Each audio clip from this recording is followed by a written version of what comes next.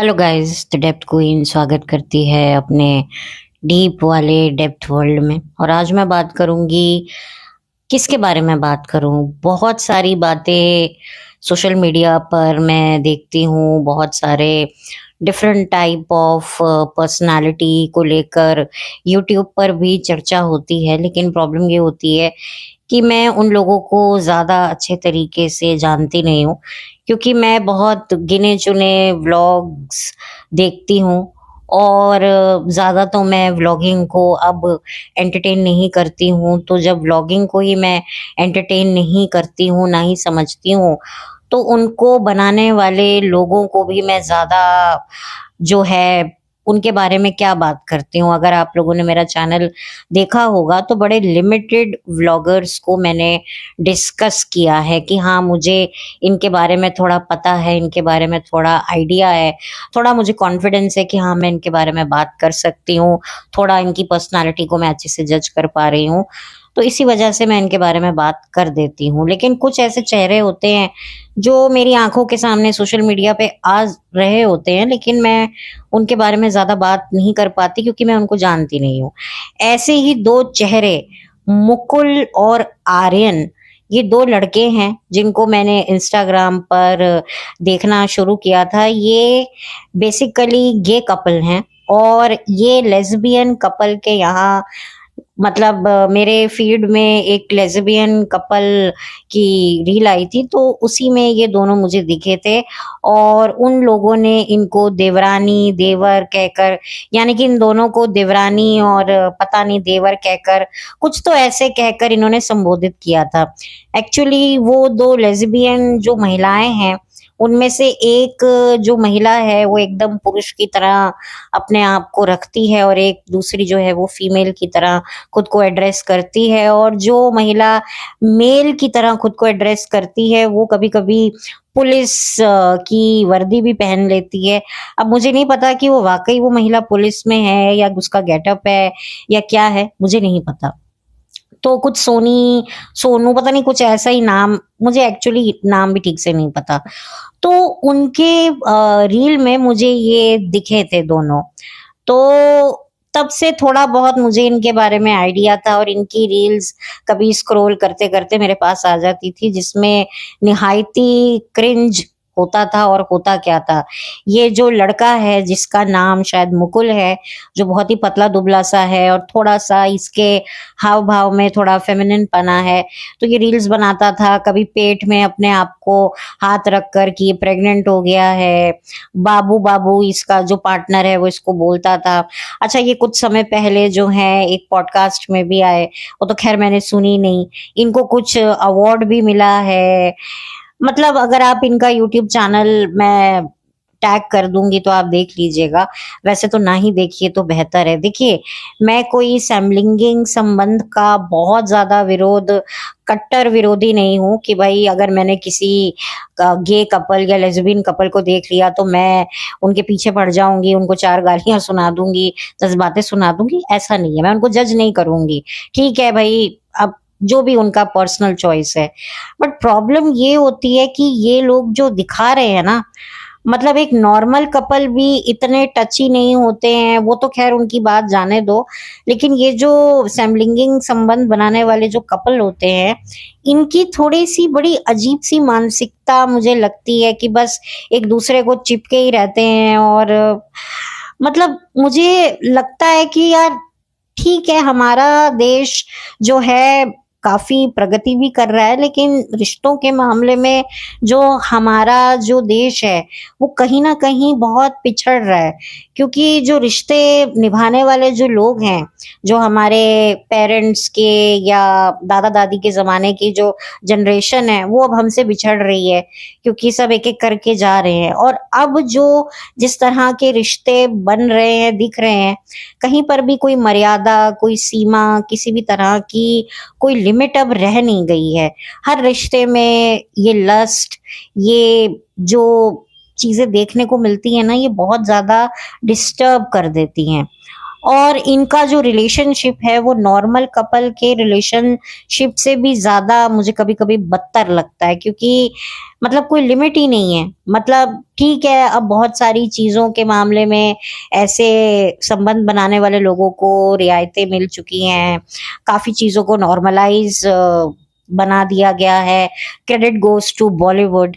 लेकिन अभी भी बहुत कुछ ऐसी चीजें, अगर आप इनकी जो बॉडी लैंग्वेज देखो, इनके वीडियोस देखो, तो स्पेशली मुझे लड़कों के लिए बड़ा बुरा लगता है कि उनकी साइकोलॉजी पर ये सब देखकर क्या इफेक्ट पड़ता है। देखो, लड़कियां मेंटली जो कहते हैं ना स्ट्रांग होती हैं, वो बात बिल्कुल सही है। अभी लड़कियां ये लेस्बियन कपल को देखकर इतनी इफेक्टेड नहीं होंगी जितने लड़कों के लिए ये चीजें बहुत मायने रखती हैं। और जब वो दो लड़कों को ऐसी ऊट जलूट हरकतें करते हुए देखते हैं, ठीक है भाई, तुम लोग एक दूसरे को पसंद करते हो, करो, कोई दिक्कत नहीं है, तुम्हें वीडियोस बनाने बनाओ, लेकिन एक तरीके से, सलीके से। अच्छा, जब लोग इनको ट्रोल करते हैं, इनको लेकर थोड़ा रोस्ट करते हैं, तब ये चीखने चिल्लाने आ जाते हैं, ये कि भाई हमें ऐसा कैसे कह दिया, ये है, बाकी लड़के तो ऐसी गलत हरकतें करते हैं, हम क्या कर रहे हैं। ठीक है, चलो, फेयर इनफ। लेकिन अभी प्रॉब्लम क्या हुआ है हाल फिलहाल, मैं उसके बारे में बात कर लूं। सबसे पहले तो मुझे ये नहीं पता कि ये दोनों मिलके प्रैंक कर रहे हैं ऑडियंस के साथ या वाकई ये सब हुआ है। ये कपल में से जो एक लड़का है जिसका नाम आर्यन है, ये जो इसकी फैमिली है ये इस पर अब दबाव डाल रही है। कहने को इन दोनों ने शादी कर ली है और इनकी एक वीडियो भी है जिसमें ये शादी करते हुए नजर आए हैं। लेकिन अब जो इस लड़के आर्यन की जो फैमिली है, जो गांव में रहती है, वो इस पर शादी करने का दबाव डाल रही है और कहीं ना कहीं ये थोड़ा सा कन्विंस हो गया है कि हाँ, मैं शादी कर लेता हूँ और तू भी मेरे साथ यहाँ शहर में रहना। तो अब ये जो दूसरा लड़का है मुकुल, इसने एक स्टैंड लिया, जो कि सही स्टैंड लिया, कि नहीं भाई, मैं ऐसे तेरे साथ नहीं रहूंगा। तो जो आर्यन है, इसने इस पर, लड़के पर, मुकुल पर हाथ भी उठाया और ये सारी चीजें वीडियो पर अवेलेबल हैं, जो इनका यूट्यूब चैनल है। कल तक तो अवेलेबल था, क्योंकि ऑब्वियसली मुझे नहीं पता कि मैं इस वीडियो को जब अपलोड करूंगी तो कब करूंगी, और तब तक हो सकता है ये वीडियोस डिलीट कर ले, इंस्टाग्राम पर भी ये डिलीट कर ले, मुझे नहीं पता। लेकिन मैंने वो वीडियो देखा जहां पर बकायदा जो आर्यन है उसने इस लड़के को, मुकुल को चांटा मारा, और ये फिर कहता है कि नहीं। तो अब ये सब कुछ छोड़ छाड़ के अपने घर में आ गया है और ये वीडियोस बना रहा है इंस्टाग्राम पर, यूट्यूब पर, कि उसने मुझे फोन किया है, वो शादी अभी नहीं कर रहा है, उसके घर वालों ने भी मुझे फोन किया है कि तुम क्यों वीडियो बना रहे हो। एक्चुअली सारा मसला ये है कि उसकी फैमिली को नहीं पसंद है कि ये एक लड़के के साथ में इन्वॉल्व हो रहा है। वो चाहते हैं, जो अक्सर क्या होता है, जो माँ बाप बेचारे हेल्पलेस होते हैं, क्लूलेस होते हैं, उनको ये सब चीजें नहीं समझ में आती हैं और बिल्कुल वो अपनी जगह सही है। तो उनके दिमाग में क्या बात होती है कि चलो लड़के की शादी करवा देते हैं एक लड़की से, लड़की आएगी, बीवी आएगी, इसको सुधार देगी। अब आप एक बात बताइए, वो पराए घर की लड़की, उसकी जिंदगी को तुम दाव पे लगाकर अपने बेटे को तुम सुधारने चले हो। तुम इन सब में किसी दूसरे की बेटी की जिंदगी क्यों बर्बाद कर रहे हो? मुझे इनके रिश्ते से, इनके ब्रेकअप से घंटा कोई फर्क नहीं पड़ता, लेकिन मुझे फर्क पड़ता है कि भाई उसके माँ बाप एक लड़की की जिंदगी बर्बाद कर रहे हैं, और क्या गारंटी है कि शादी के बाद ये इस लड़के को भूल जाएगा। चलो, हो सकता है वो इस लड़के को भूल जाए, लेकिन कोई और भी तो लड़का हो सकता है। और ये लड़का भी सब कुछ कर कर आने के बाद वीडियो बना रहा है, और मैं, मेरे लिए मेरा परिवार सबसे मैटर करता है। भाई, ये तुम्हारा परिवार ये मैटर अगर इतना करता है तो फिर तुमने इतने बड़े स्टेप लिए क्यों? मुझे ये बिल्कुल समझ नहीं आता। कई लड़के वैसे तो अय्याशी करने के लिए तो माँ बाप की मर्जी नहीं लेते, अपनी मनमानी करते हैं, लेकिन जब बात कमिटमेंट की आती है, भाई, तो फिर क्या है? मैं समझा रहा हूँ, भगवान कसम मैं बहुत रोया, मंदिर में जाके बहुत रोया मैं। अरे तू रोया, लेकिन तूने किया क्या? तू कहता है कि चल मैं उस लड़की से भी शादी कर रहा हूँ। अरे तू उस लड़की की जिंदगी क्यों बर्बाद कर रहा है? ये माँ बाप सोचते हैं अपना बच्चा हो जाएगा, लाइन पे आ जाएगा, लेकिन ऐसा होता नहीं है। वो लड़की बेचारी, ठीक है, शायद हो सकता है उसको भी सब कुछ पता ही हो क्योंकि सोशल मीडिया पे इन्वॉल्व है, वो भी यही सोचेगी कि अपने आप मेरे साथ रहेगा, लड़की के साथ रहेगा, अपने आप ठीक हो जाएगा, इसके ऊपर से ये जो भूत चढ़ा हुआ है मर्द मर्द का वो सब निकल जाएगा, बच्चा हो जाएगा तो मेरा पति मेरा बन के रहेगा।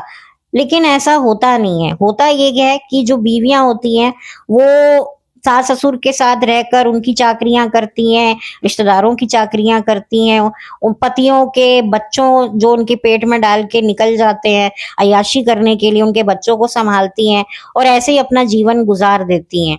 लेकिन अगर वो कुछ स्टैंड लेना भी चाहें तो भी उनको समझा बुझा कर चुप करा दिया जाता है कि नहीं नहीं ऐसा कुछ नहीं है, वो तो हमारा लड़का तो सीधा था पर पता नहीं किसी ने इस पर कुछ कर दिया है। मैं देखो गांव वालों की सोच पर बात कर रही हूँ। और कई लड़कियां ऐसी होती हैं कि भाई ठीक है भाई मैं देख लूंगी, मैं इसको अपने बस में कर लूंगी।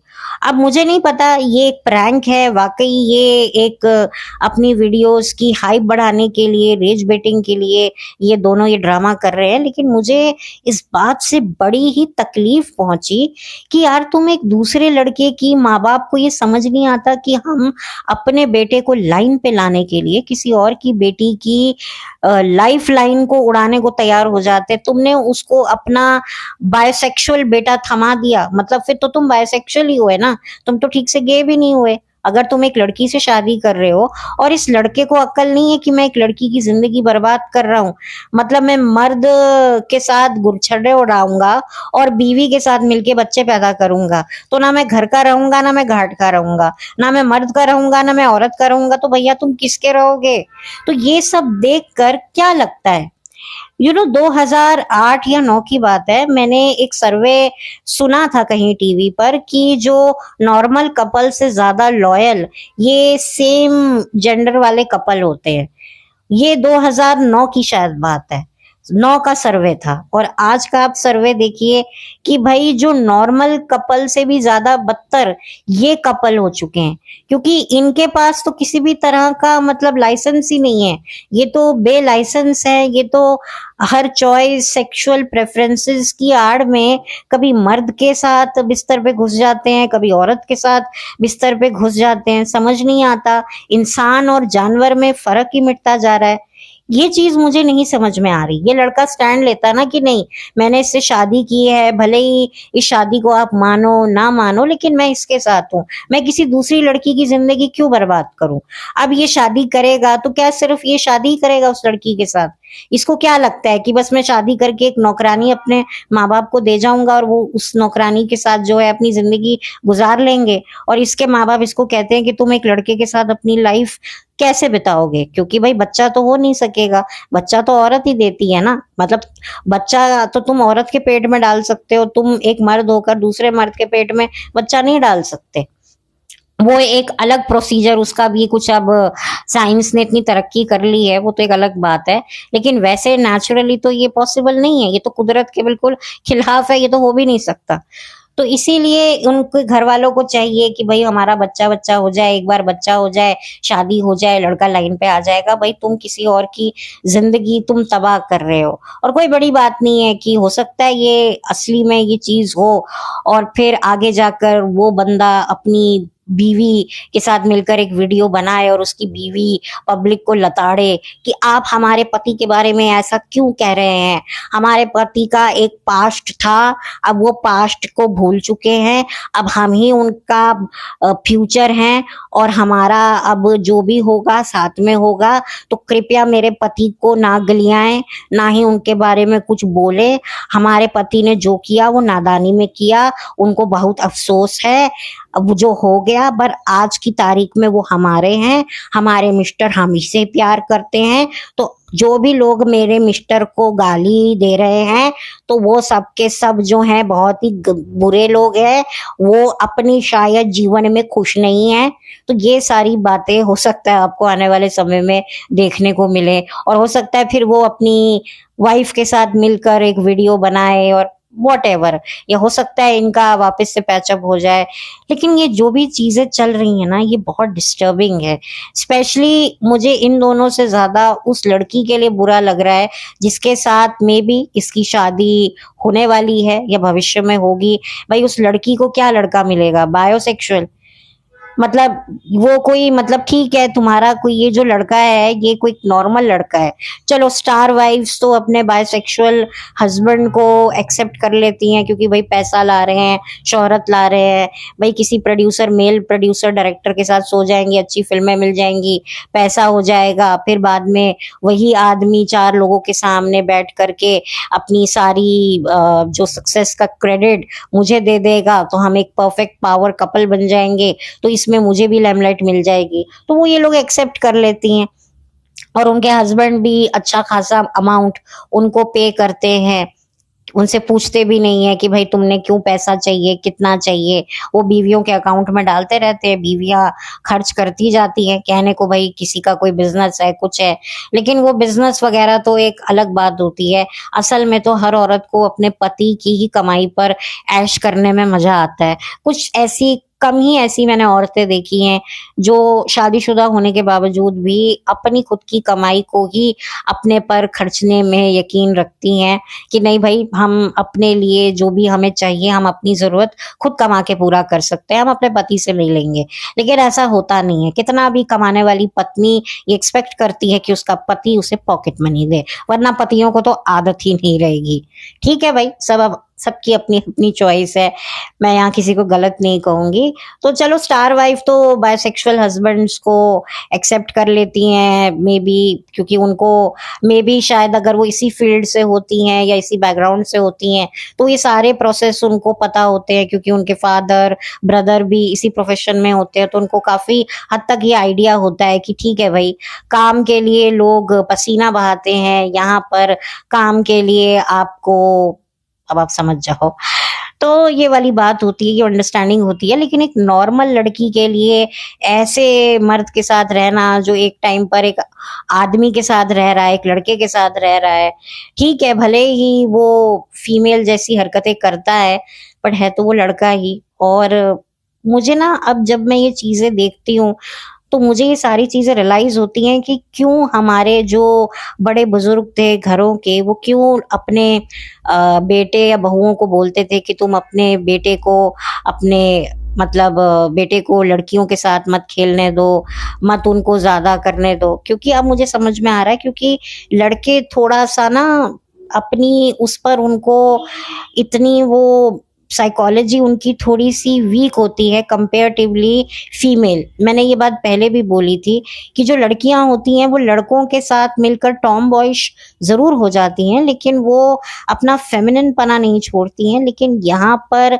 लड़कों के साथ ये बड़ा प्रॉब्लम रहता है, ये बड़ा मसला रहता है कि वो लड़कियों के साथ रह रहकर अपना जो अल्फा पना है वो कहीं ना कहीं वो खोने लगते हैं।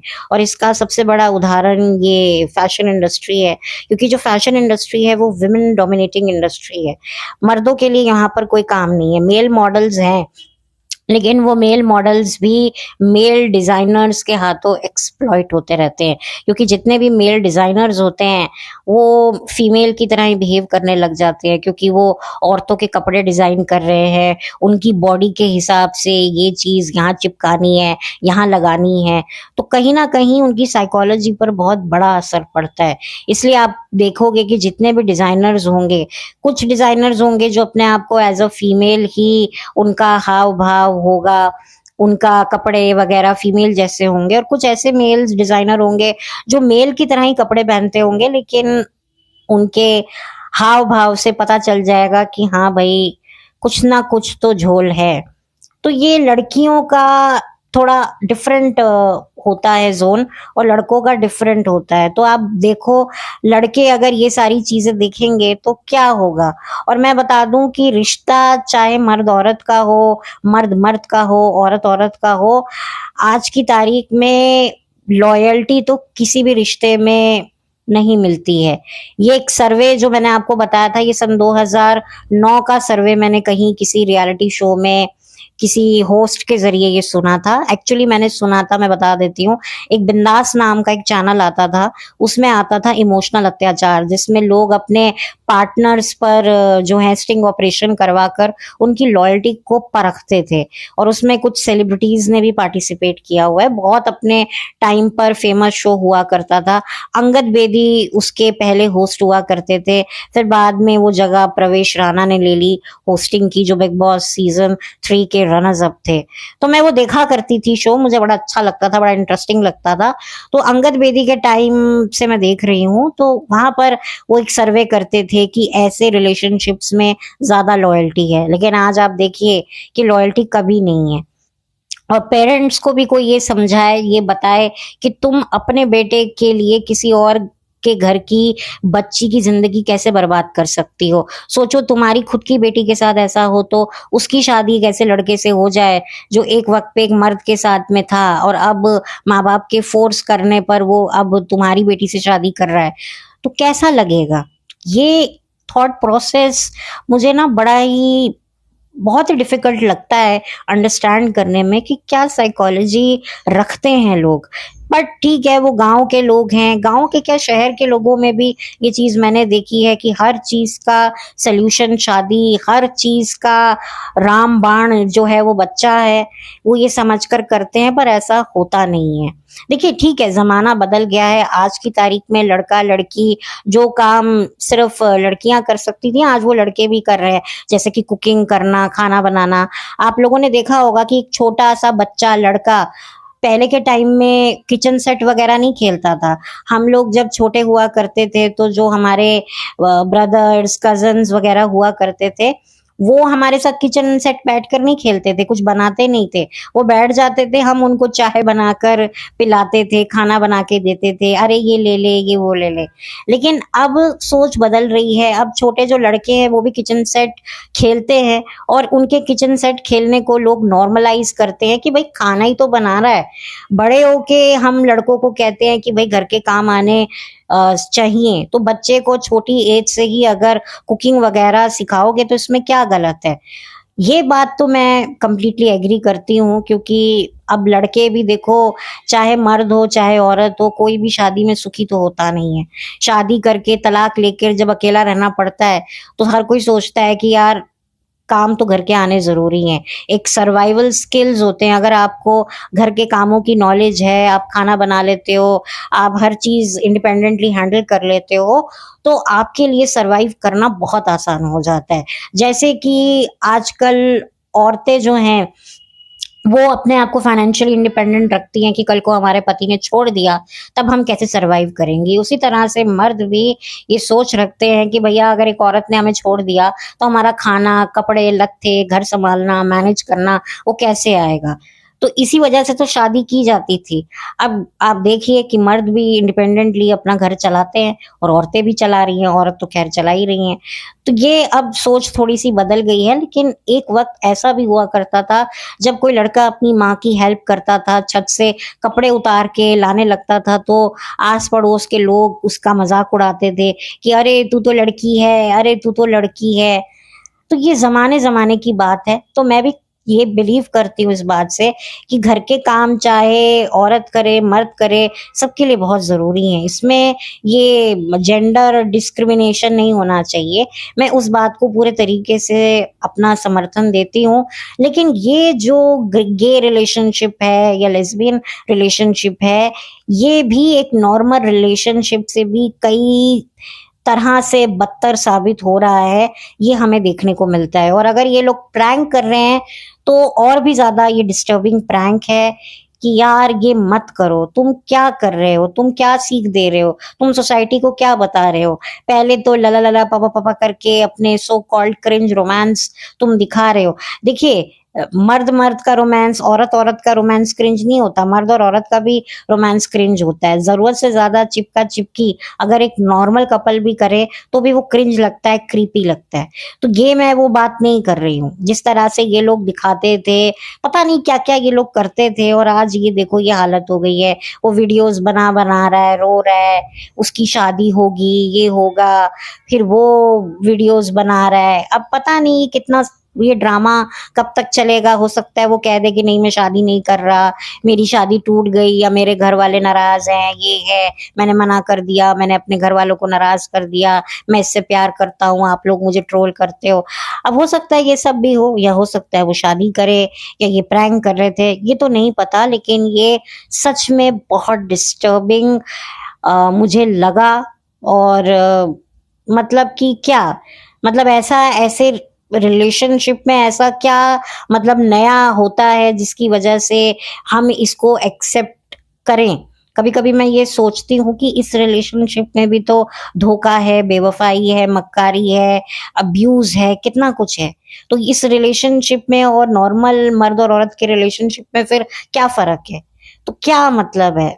मुझे कुछ समझ नहीं आता, मैं खुद कभी कभी बहुत कंफ्यूज हो जाती हूँ। लेकिन वही वाली बात है कि जब मैं बात करती हूँ तो मे बी शायद लोगों को लगे कि आप इस एक सेंसिटिव मुद्दे पर बात कर रहे हो, आप हेट फैला रहे हो, आप किसी की सेक्सुअल प्रेफरेंस को क्वेश्चन कर रहे हो। देखिए, मैं क्वेश्चन नहीं कर रही हूँ, मैं यहाँ पर ये बताने की कोशिश कर रही हूँ कि चलो ठीक है, आपका एक रिलेशन है, आपकी एक चॉइस है, लेकिन वो चॉइस सोसाइटी को क्या सिखा रही है? जिस चॉइस से आपको तकलीफ हो रही है वो फिर चॉइस दिखाने लायक भी नहीं है। लेकिन आपको कमाना है, आपको फेमस होना है, आप में यही टैलेंट है, एक रिलेशनशिप आपका, ये जो आपकी जो चॉइस है, यही आपका सबसे बड़ा कंटेंट है। तो ये कंटेंट है, तो ये कंटेंट में क्या मतलब ऐसा है जिससे लोग प्रेरित होंगे? लोग तो कहेंगे नहीं यार, इस रिश्ते में भी दगाबाजी है, मक्कारी है। तो फिर क्या? क्योंकि कहीं ना कहीं शुरुआत में सबको इस वजह से भी ऐसे रिश्तों के प्रति बड़ी हमदर्दी या बड़ी रिस्पेक्ट इसी वजह से भी जागी थी कि नहीं यार, इस रिश्ते में दो लोग ज्यादा लॉयल होते हैं, एक दूसरे को ज्यादा अच्छे से समझ पाते हैं, क्योंकि ऑपोजिट सेक्स एक दूसरे को नहीं समझ सकते, या ये होता है वो होता है। तो कई लोगों को ये भी लगता था। लेकिन वही वाली बात है कि शायद चॉइस डिफरेंट हो सकती है, लेकिन प्रॉब्लम तो वही सेम है जो नॉर्मल कपल की होती है, शायद उससे भी बदतर। मैं तो ये कहूंगी, मैंने इससे पहले भी एक फीमेल जो है लेस्बियन कपल पर मैंने वीडियो बनाया हुआ है, कुछ साल भर पहले का है, शायद अक्टूबर के महीने में मैंने बनाया था। तो आप चाहें तो वो भी देख सकते हैं। तो ये मेरा कुछ हिसाब किताब था, मेरा किसी के लिए कोई हेट नहीं है। और अगेन, मैं किसी समलिंगिक संबंध के इतने भी खिलाफ नहीं हूं कि भाई मैं मोर्चा खोल दूं। लेकिन यस, कुछ चीजें मुझे इस रिश्ते की डिस्टर्बिंग लगी, तो मैं बात करती हूँ। वैसे तो बहुत ऐसे कपल भरे पड़े हैं इंस्टाग्राम पर, यूट्यूब पर, मैं किसी पर ज्यादा बात नहीं करती। बट मैंने जब इंस्टाग्राम पर ये वीडियो देखा, ये पिटाई वाला, और फिर तो मैं यूट्यूब पर गई, मैंने ढूंढा, फिर मैंने सारा मैटर समझा, तो मैंने सोचा इस पर तो बात होनी चाहिए। क्योंकि मैं ट्रिगर हो गई उस लड़की के लिए जो बेचारी गांव में है, सीधी सादी भोली भाली। चलो सीधी सादी भोली भाली नहीं, लेकिन वही वाली बात होती है कि माँ बाप को आज भी लगता है कि अच्छे घर का लड़का है, अच्छे घर से रिश्ता आया है, तो जैसा भी है तू इस रिश्ते को अपना ले, तेरे बाकी भाई बहन भी बैठे हैं, तू जब तक तेरी शादी नहीं होगी उनकी शादी कैसे होगी, या दहेज नहीं लेंगे। क्योंकि भाई उनको भी पता है कि हमारा लड़का भी जो है, कई माँ बाप बड़े वो स्मार्ट होते हैं कि दहेज नहीं मांगते हैं, तो वो इसी में लड़की के माँ बाप पिघल जाते हैं कि यार दहेज नहीं मांग रहे हैं, ठीक है ना, जो भी है लड़का, तू अपने रूप जाल के प्यार में फंसा करके उसको अपनी उस लड़के की चुंगल से छुड़ा लियो।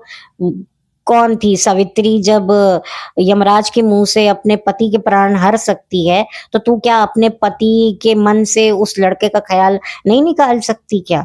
तो इस तरह की डायलॉग बाजी देकर माएँ जो हैं लड़कियों को कन्विंस कर लेती हैं और शादी कर लेती हैं। और फिर उसके बाद बहुत रेयर होता है कि लड़के फिर लाइन पर आ जाते हैं, बट ज्यादातर कुछ टाइम के लिए लाइन पर आ जाएं, बट बाद में फितरतें नहीं बदलती। कहते हैं ना, प्रकृति प्राण के साथ ही जाती है। तो वही वाली बात होती है, वक्त के साथ नीम की कड़वाहट बिल्कुल नहीं जाती है, कम हो सकती है पर जा नहीं सकती।